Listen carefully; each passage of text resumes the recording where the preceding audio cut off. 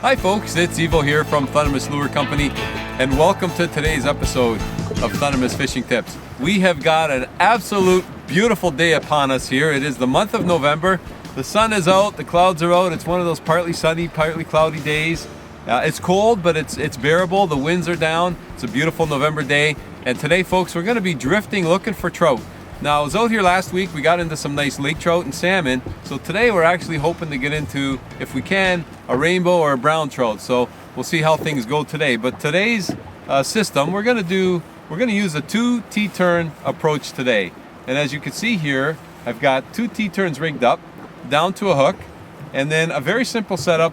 Last week I used the cattail sinker. If you don't have a cattail sinker and you have to use a conventional style sinker, what I've done here is I've used a heavy one, and I'll explain to you why I've got a heavy bell sinker on there. But you can see my 2 T-turn rig, one hook is a little bit lower, one's a little bit higher. And this lower hook, I have it above the sinker. Now I know a lot of people run their baits below the sinker and bottom bounce along the bottom. I like to run mine above the sinker.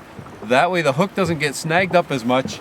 And quite honestly, you're always in the strike zone. It's always going to be a few inches off the bottom. The trout are holding on the bottom, and it makes for a great presentation. So less snags and more opportunity to catch more fish. So that's why I like that. And this one up here is a pure bonus. And in fact, sometimes the fish are a little more suspended. And what I've done today, the water is a little bit murky. We had a lot of rain yesterday and a bit of wind. So the water's a little bit stained and murky. So what I actually have here is I've actually rigged up an artificial roe bag on the top, and it's a little bit brighter as more of an attractor. And then on the bottom, I have a real roe bag with salmon eggs down there on the bottom. And the system is simple.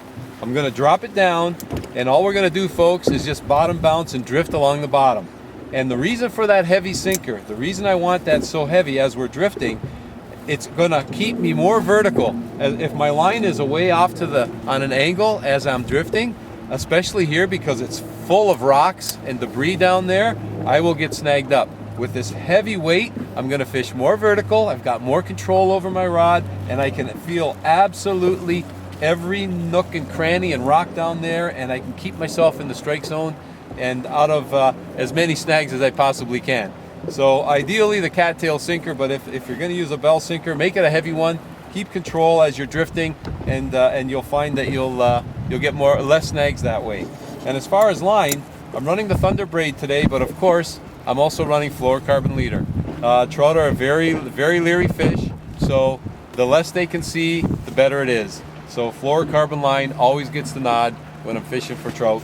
We're hoping to have a nice day today. Like I say, the winds are down, and hopefully we can get into a fish or two.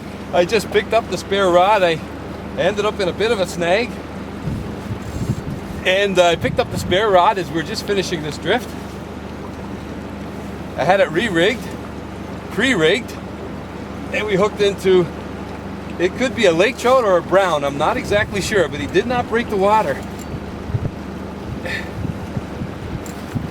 But he gave me a real good bite, just one good thump. Oh, there it is there.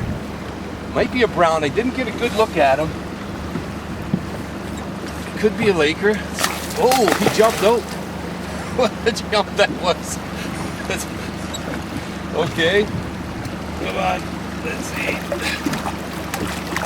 Oh, it's a nice brown trout. If I can get him just up here a bit. Oh, he's strong, folks. It's a nice brown trout. Oh, look at that brown. Yes. There we go. Oh. That's a nice brown trout right there. Just hooked, just in the side of the mouth. There we go, folks. There's one beautiful brown trout right there. That's the beauty of November. Browns, Lakers, rainbows, steelhead, you never know what you're gonna get. And I need to snap a quick photo of this guy before we get him back in the water. But what a gorgeous fish. Okay, I got myself a nice photo. And look at this beautiful brown trout, folks. They are one gorgeous fish. Rainbows are beautiful, but I don't know, there's something about a brown trout. But let's get him right back in the water again. What a nice fish. Okay, Mr. Brown, ready to roll? Yes, you are. Goodbye, Mr. Brown Trout. What a nice hit. And you know what, folks? That's why it's so good. I always like to bring more than one fishing rod. I like to rig at least 2. Sometimes I have 3 rigged. And if you do happen to get snagged up or something goes wrong with one of your rods, you can quickly put it down and you're not wasting any time. I don't know how many people go fishing and they spend more time tying and re-rigging than they do actual fishing. So a little bit of time the night before to prepare, always a good idea. And right now, I know what a good idea is.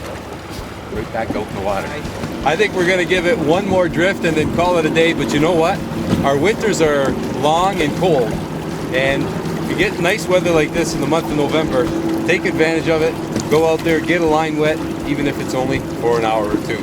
Anyhow, folks, I want to thank you so much for tuning in to today's episode of Thundermist Fishing Tips, and as always, until next time, good luck, good fishing. Big laker, pretty big laker anyway.